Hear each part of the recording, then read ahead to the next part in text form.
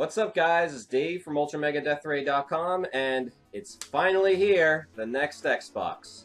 Ladies and gentlemen, introducing Xbox One. First off, I just got to address the name. Xbox One? Really? I mean, I suppose it makes sense from a marketing standpoint, where Microsoft wants the console to be your all-in-one entertainment hub for the living room. It just kind of doesn't really make much sense when you think of the progression from Xbox to Xbox 360 and now to the One. So I'm actually pretty excited at first when Microsoft decides to push out the console and the controller and the new Kinect right off the bat. Obviously, they learned a thing or two from what happened at the PlayStation 4 event with everyone complaining, "We didn't get to see the console!" Blah. Am I the only one who thinks that the new console looks like some kind of retro futuristic VCR from the 50s? I mean, it's basically this big black box with vents all around it. I suppose as long as it's not the size of a boat, then it doesn't really matter. We then get to see some voice command stuff where basically you can use your voice to turn on the Xbox, for example, by just saying Xbox on, or switching to like another channel by saying Xbox MTV. There was also like an interesting feature actually where it was called Snap Mode, where you can snap in like another application while something else is playing. So if you're watching a movie and you need to make a phone call, for example, there's Skype built in. So you can call someone like while you're watching a movie, which I thought was a pretty cool feature. From that point forward, Microsoft made it very clear that they were focusing on the mainstream crowd, specifically in North America. With all the sports games they showed off from EA Sports, there was the exclusive deal with the NFL that they struck up where you can integrate fantasy football while you're watching TV. And there was also the big reveal of Call of Duty Ghosts, which it looks really, really pretty and everything, but still another Call of Duty. For gamers like myself who have more of a varied taste, there just wasn't much to be excited about. And that's kind of the problem with Microsoft, I feel like, in this new system reveal, is that they seem to be very, very short-sighted. The American gaming market is really only a small fraction of gamers everywhere when you think about it worldwide.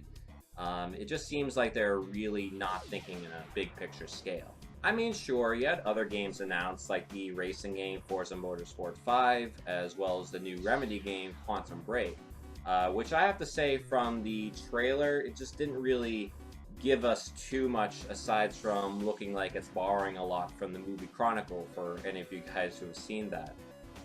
Considering it's by the same guys who did Alan Wake as well as the first two Max Payne games, I'm going to hold out some hope for that, especially if we're going to see that at E3. And I may as well mention that there's going to be a Halo TV series as well, which may get you excited at first, until you hear that Steven Spielberg's going to be working on it. And for anyone who knows Spielberg's track record with TV shows, that could be very troubling. You had so much potential. So just a quick rundown of things that I liked from the event. There was the DVR feature revealed, which will allow you to record your gameplay and share it with friends, kind of similar to what the PS4 is going to be doing. There is also the fact that you'll be able to carry over your Xbox Live account from the Xbox 360 to the Xbox One, so it's nice to have that consistency there. And I guess the new controller is going to have a better D-pad? Yeah, I'm really struggling here, which leads me to the bad. Specifically about something that Microsoft didn't even bother to mention during the event, in where you actually have to pay a fee if you're playing a used game. Starting from the top, basically when you buy a game new, you have to enter in a code which will then basically lock that game to your account, to your Xbox Live account. So say for example, if you let like a friend borrow that same game and they want to use it on their account, they would have to pay a fee which is reportedly going to be equivalent to a full price retail game. I gotta say, Microsoft, that's a dick move, and it really sticks to certain businesses like GameFly, Redbox, Blockbuster, and GameStop. I mean, I don't know how GameStop is going to be able to change their business practice around for that, considering that they make most of their revenue from used games. And going back to the consumer side of things, it just makes playing games so needlessly confusing and cumbersome especially when you need an internet connection in order to register the game so that the service knows you're playing a game that you own. I mean, it's basically like Microsoft is giving you permission to play a game that you bought. That is the dumbest fucking thing I've ever heard in my life. To quote one of my favorite comedies of all time, Microsoft, you are a smelly pirate hooker. Woosa, woosa, breathe.